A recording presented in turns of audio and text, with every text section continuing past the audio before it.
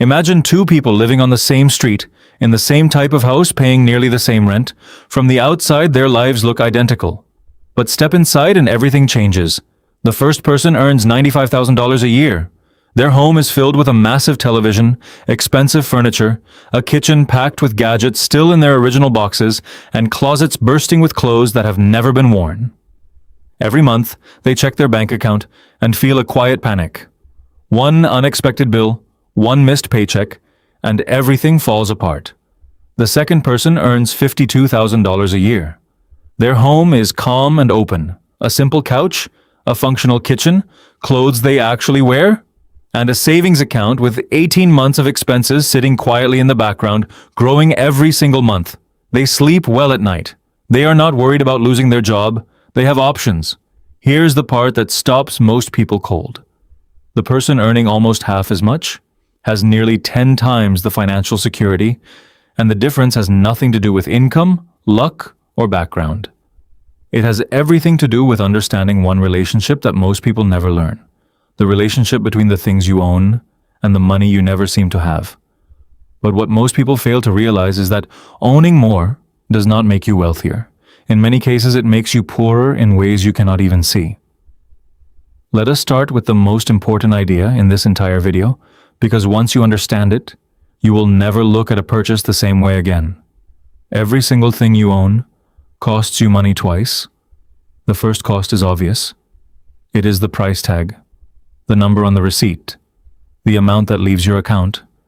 But the second cost is invisible, and for most people, it is far more damaging than the first. The second cost is what you pay to keep owning it. Storage, maintenance, insurance, mental energy, and the one cost almost nobody thinks about: opportunity cost. That treadmill taking up space in your bedroom is not just a piece of equipment. It is 20 square feet of living space. In most cities, that space costs you between $600 and $1,000 a year in implicit rent, just to store something that mostly holds laundry. That boat in the driveway that gets used 4 times a summer? Industry data suggests annual maintenance alone runs around 10% of its purchase price on a $30,000 boat. That is $3,000 a year, every year, whether you use it or not. And then there is the cost that hits hardest over time. Every dollar locked inside a possession is a dollar not working for you in the market. $15,000 in home gym equipment, sitting mostly unused, could have grown to $50,000 or more in index funds over 15 years. You did not just buy a home gym. You bought a home gym instead of financial freedom.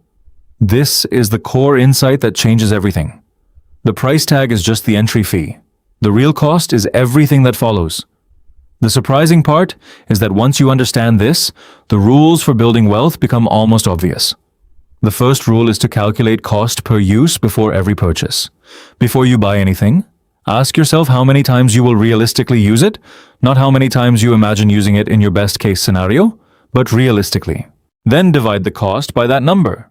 A $200 jacket worn twice costs $100 every time you put it on. A $400 jacket worn 200 times costs $2 per wear. The expensive item is actually the cheaper one. This single calculation destroys most impulse purchases before they happen. That $300 kitchen gadget you use twice a year costs $150 every time you take it out of the cabinet. Meanwhile, a $30 pan you use 4 times a week costs less than 15 cents per use by the end of the year.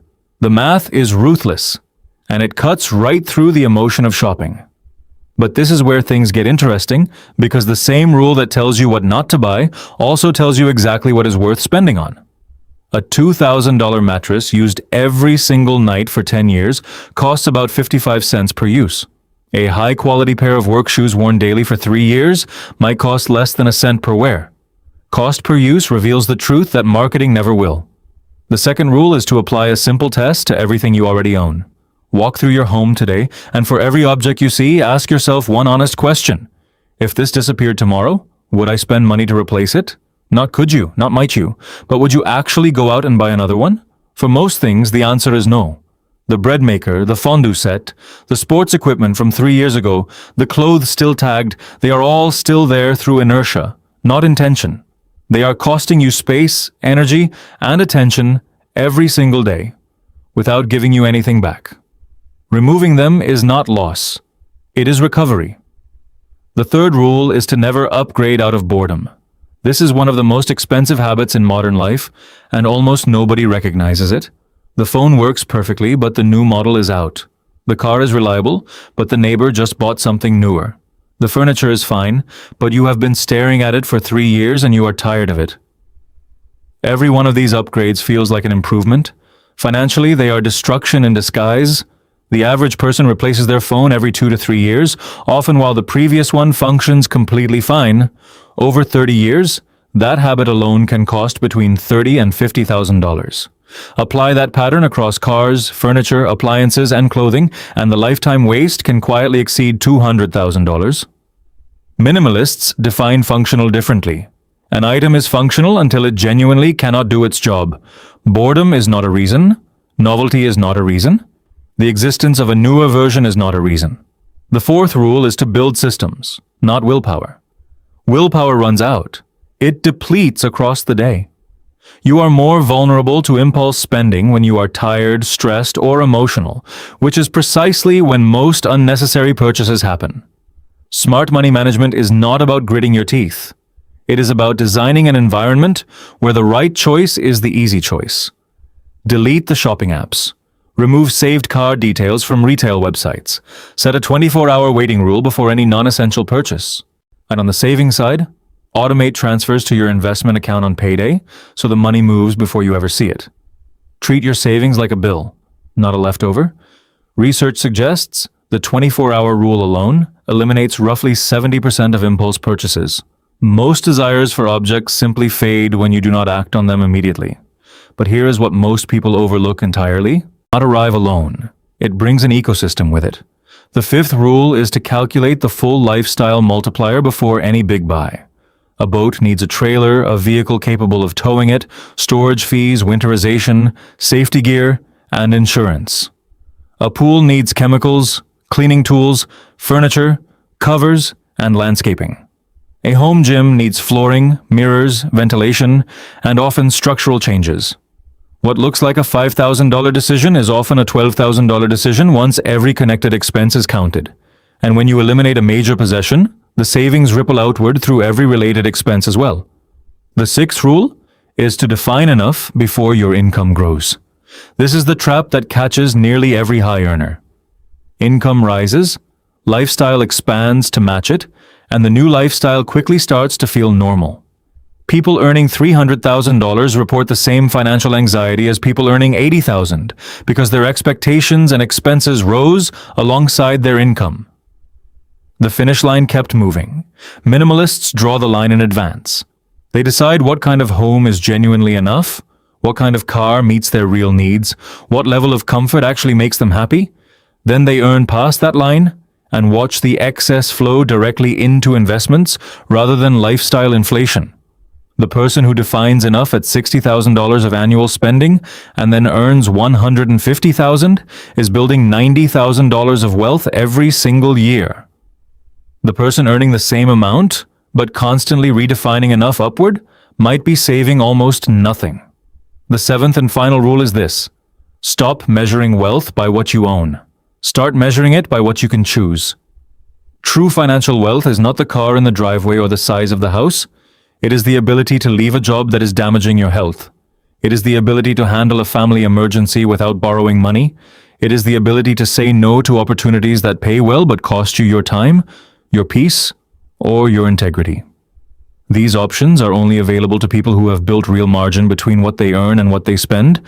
The person earning $200,000 but spending $195,000 has almost no choices. The person earning $80,000 but spending $45,000 has more freedom than most people ever experience. Every purchase is a trade. You are not exchanging money for an object. You are exchanging optionality for possession. Sometimes that trade is worth it. Most of the time, it is not. Here is where the psychology becomes undeniable. Minimalism and financial security feed each other in a loop. Owning less creates more money. More money creates security. Security removes the emotional pressure that drives most unnecessary spending in the first place. Many people overspend, not because they love things, but because spending temporarily quiets the anxiety that financial insecurity creates. Solve the insecurity with actual savings and investments, and the urge to consume often fades on its own.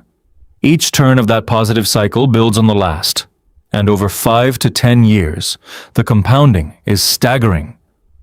Go back to those 2 apartments. The one with 18 months of savings and a growing investment account does not belong to someone with a higher salary.